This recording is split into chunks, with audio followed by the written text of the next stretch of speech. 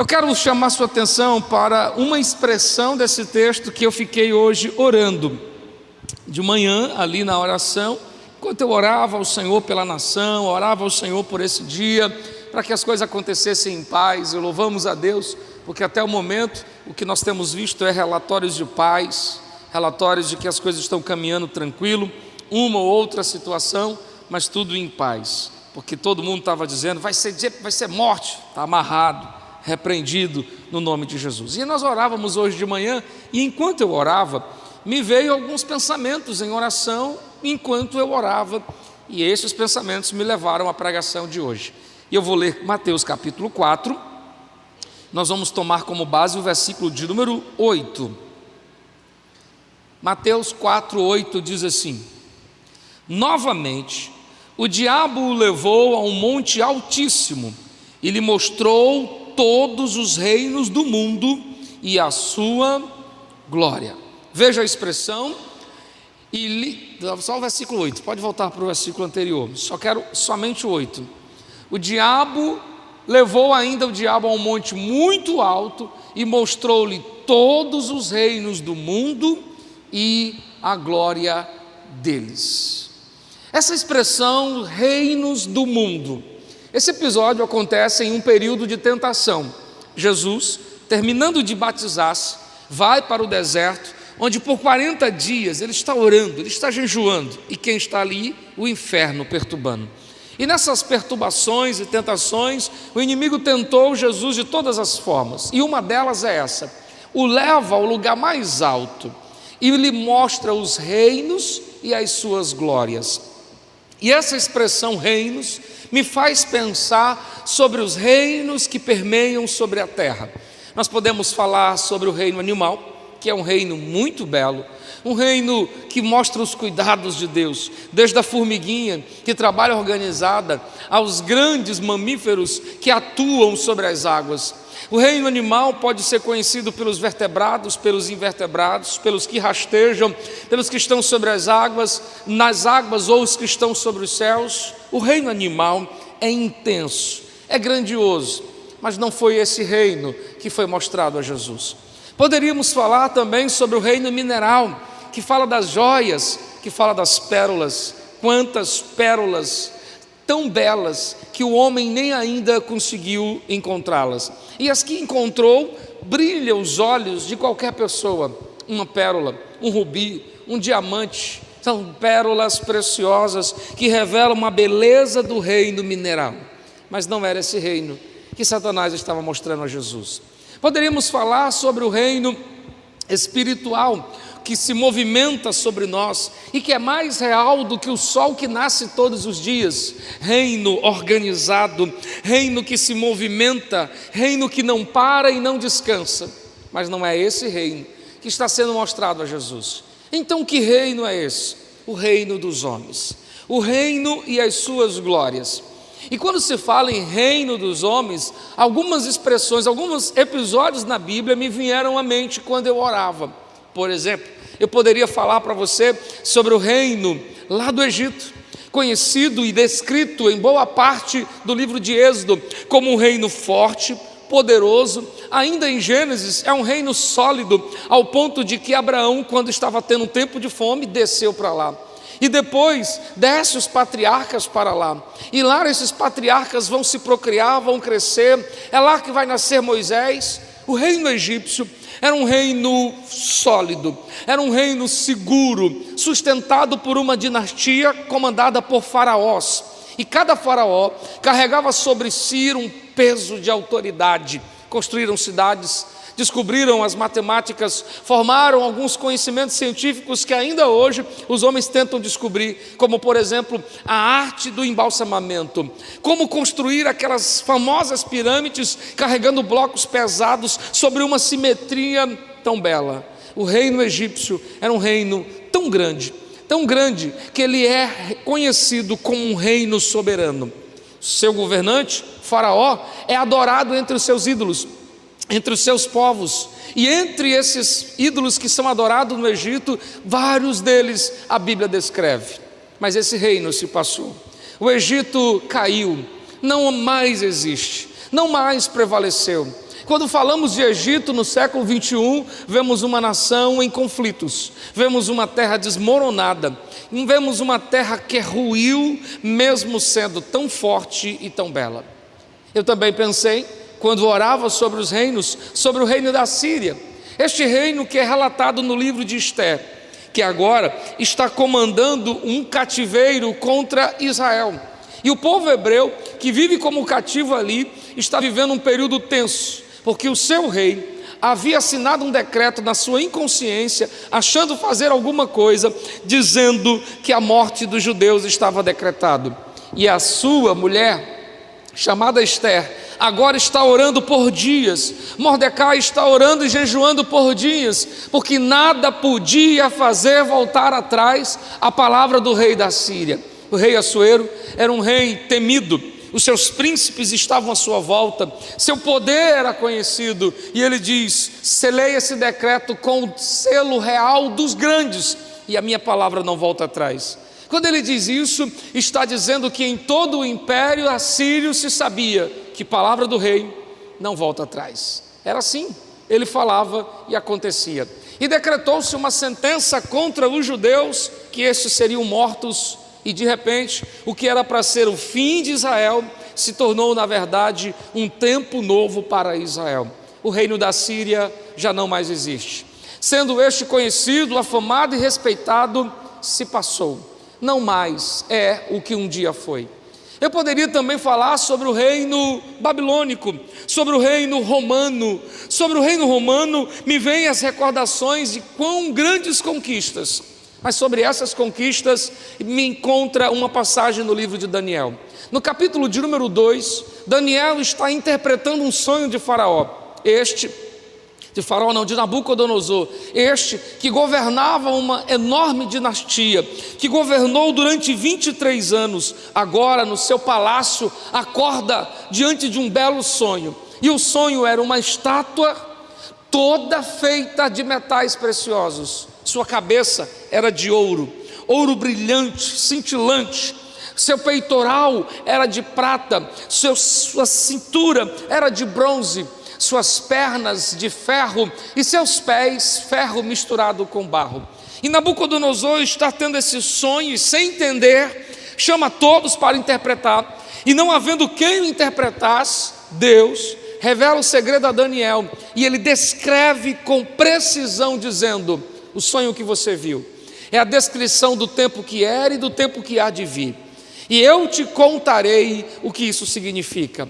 A cabeça de ouro, ó rei, és tu és rei de reis, teu nome é afamado na Babilônia. Sim, ele governou por 23 anos, e de acordo com a lista dos reis da Babilônia, ele foi o monarca mais bem sucedido e prominente da sua história. Nabucodonosor fazia tremer os seus inimigos. É só ler o livro de Daniel, é só ler as cartas proféticas do livro de Jeremias, as cartas proféticas que falavam de um reino que vinha, de um reino caldeu que vinha como ferozes exércitos para destruir Israel. Mas o sonho continuava dizendo: esta cabeça de ouro é você, mas o teu reino vai passar. Virá um reino depois de ti que não é tão forte quanto o teu, mas ele assumirá o teu lugar.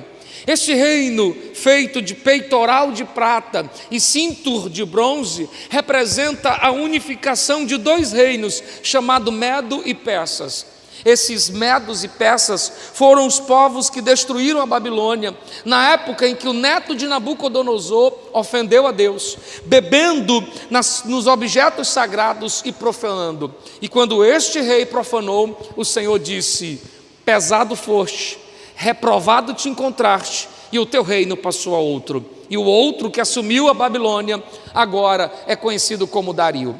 Dario I governou entre o ano 550 a 478. Ele venceu os caldeus, venceu os babilônicos e lutou contra todos esses exércitos, mostrando ser assim um reino que foi capaz de destruir um reino que era maior que o dele. Esse reino se unificou junto com os persas e faziam com que se espalhassem a sua fama. Eles não eram tão fortes, mas foram sucessores de um reino grandioso que um dia se passou. Ninguém mais se fala do reino caldeu. O reino medo-persa é a sua vez, mas este também passou. Nos pés de ferro, representado pelo ferro, o reino grego, conhecido como Alexandre o Grande, é chamado de reino representado no sonho pelos ferros, porque ele esmiuçou, ele esmagou, ele destruiu os reinos que eram maior que eles.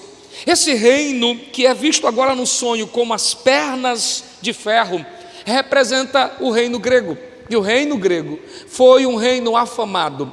Este reino predominou durante muito tempo, fazendo seu nome grande da era do ano 336 a 323. Foi um reino curto, porém assombroso, sem dó, sem piedade. Alexandre o Grande maltratou seus inimigos e fez grande o seu nome. As pessoas tinham medo ao ouvir falar dele.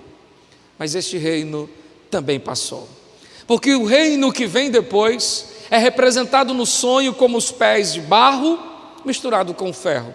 Ou seja, o reino forte deu lugar a um outro reino que tinha cara de forte, mas era fraco. E o reino que venceu a Grécia é exatamente o reino romano. O Império Romano, que teve como seu último governante Rômulo Augusto, governou e se espalhou, parecendo ser forte, porque construiu estradas, multiplicou-se em seu lugar, construiu cidades e faziam com que o seu idioma, seu dialeto se multiplicasse. A língua se tornou falada em todo o mundo, sua cultura se tornou falada em todo o mundo, e é nessa época que o Império Romano, que todos diziam jamais passará, passou-se. E a mistura de ferro com barro mostrava que tinha cara de forte, mas era tão fraco. Mas sabe o sonho de Nabucodonosor? Ele não encerra apenas com uma estátua.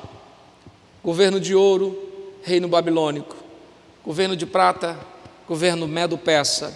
Pernas de ferro, governo grego. Pés de ferro e barro, Império Romano. O sonho prossegue dizendo: e de repente aparece uma pedrinha jogada sem auxílio de mão, e ela caiu aos pés da estátua. E quando caiu aos pés da estátua, toda a estátua se esbagaçou, esmiuçou-se, desfez. E quando Nabucodonosor está ouvindo isso, então ele pergunta: que reino é esse? E Daniel diz: haverá um reino que jamais passará.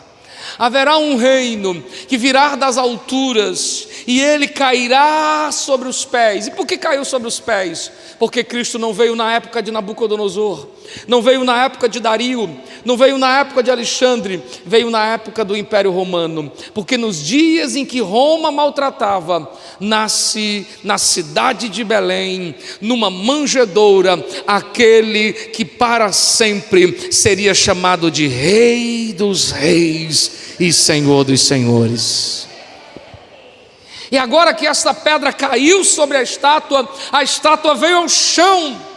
E onde eu quero chegar com isso? É que o final do capítulo 2 diz que esta pequena pedra, jogada sem auxílio de mão, se tornou um grande monte, e nada mais conseguia desfazer. E se esta pedra aponta para Cristo, então eu tenho algo muito glorioso a aprender aqui. Todos os reinos e todas as glórias passam, todos os impérios e todos os monarcas passam, todos os homens e todos os governantes passam, mas só um rei, só um reino não passará, e este nós sabemos o seu nome, ele se chama Jesus. E quando o inferno disse: estes reinos eu te dou, se tu se prostrar e me adorar, ele não sabia o que lhe esperava, porque aquele menino que se tornou homem, aquele homem que apareceu como profeta, que desceu ao Jordão e está agora no deserto, estava olhando para ele e dizendo: se prepare, porque um dia chegará em que eu estarei assentado à direita de Deus e terei o meu nome sobre todo nome, e todo joelho se dobrará e toda língua confessará que eu sou o Senhor, para a glória de Deus Pai. Queridos irmãos, todos os reinos passam, todas as glórias vão embora, e eu estou trazendo essa mensagem no ensejo do dia em que nós estamos vivendo, para dizer que a glória dos homens passa. Nenhum homem tem o seu nome afamado para sempre, nenhum homem é aplaudido e lembrado por todas as épocas. Pode se lembrar um ano, 10 anos, um século, mas um dia é apenas uma memória. Mas já faz 2000 anos que o nome Jesus é proclamado, e quanto mais se fala, mais se apaixona-se por ele. Por isso este é o homem que a Bíblia diz que tem o nome sobre todo nome.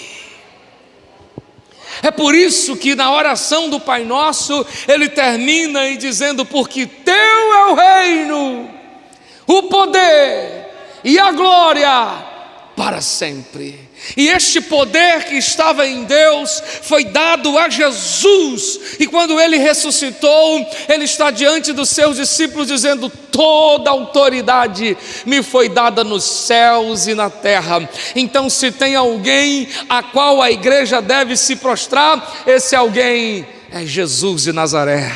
Esse alguém chama-se Jesus Cristo, filho de Davi. Esse alguém chama-se Jesus. Ou se você quiser dar outro nome, aqui vai uns: maravilhoso, conselheiro, Deus forte, Pai da eternidade, Yeshua HaMashiach, Shalom, a paz, o príncipe da paz. Podemos chamá-lo sobre a pedra perfeita, podemos chamá-lo sobre o lírio dos vales, a rosa de Saron. Também podemos chamá-lo sobre o amado Filho de Deus, enviado ao mundo. Mas se você não tem outro nome para dar, pelo menos faça o que foi dito na canção cantada hoje: eu não conheço outra canção que descreva em perfeição o que tu é. E a canção foi cantada no céu e ela dizia: tu és santo, santo, santo, santo, santo, santo. Quem pode dizer comigo: santo, santo, santo é o Senhor dos exércitos. E olha que coisa maravilhosa, eu pertenço a esse reino. Você não? Eu vou dizer de novo: eu pertenço a este reino. Só 2 pessoas. Que pena, porque este reino está acima do reino animal. Ele disse ao peixe que estava engasgado na moeda: você vai agora ser fisgado pelo anzol de Pedro. E foi. Ele disse às plantas: nunca mais nasça fruto, e nunca mais nasceu. Ele manda no reino mineral, ele manda no reino espiritual. Os demônios se curvavam dizendo: que temos nós contigo? E ele dizia: sai! E não importa se era 1 ou legiões, todos saíam, porque este rei é rei dos reis e governa sobre todos os reinos. Então eu sou feliz porque escolhi Jesus como rei da minha vida. Quem está comigo? Quem escolheu também? Aleluia, aleluia, aleluia, aleluia. E o que eu acho bonito é que quando Daniel acaba de descrever o sonho e a interpretação, o texto diz no capítulo 2 que Nabucodonosor caiu ao chão, prostrou-se e disse: o teu Deus é Deus de deuses, é um Senhor de reis, pois ele revela o oculto e o escondido, e não há nada que possa escapar de suas mãos. Aleluia. Eu amo estudar escatologia. E quando eu estudei escatologia a primeira vez, eu vibrei, porque de repente eu descobri que haverá um tempo em que Jesus estará sentado no trono, e todos os reinos que se passaram farão isso que está em Mateus 4. Em Mateus 4, Satanás disse: se prostre diante de mim, e eu te dou a glória dos reinos. E haverá um dia em que essa história será invertida, porque será Jesus sentado no trono, vendo que a glória que passou, agora vai ter que se dobrar e confessar que Ele é Senhor, para a glória de Deus Pai. Eu imagino o dia em que lá estará Nabucodonosor. Eu imagino o dia em que lá estará a Babilônia. Eu imagino o dia em que lá estará Faraó. Eu imagino o dia em que estará todos os reinos. Mas haverá também um reino que nenhum homem conseguiu vencer, e que este reino se curvará diante dele. É o reino da morte. Porque todos os reinos se passaram diante da morte, mas o reino da morte se curvará diante dele, porque nem a morte foi maior que o meu Jesus. E olhando para a morte, ele vai dizer: onde está, ó morte, a tua vitória? Não foi você que destruiu todos os homens grandes? Alexandre Magno você levou à sepultura, Nabucodonosor você matou, todos eles morreram. Eu estou vivo pelos séculos dos séculos, você não venceu a mim. E ela se curvará e confessará que Jesus Cristo é Senhor, para a glória de Deus Pai. Ame Jesus, sirva Jesus, enrenda-se a Jesus, porque a melhor coisa que você faz é ter Ele como Rei da sua vida.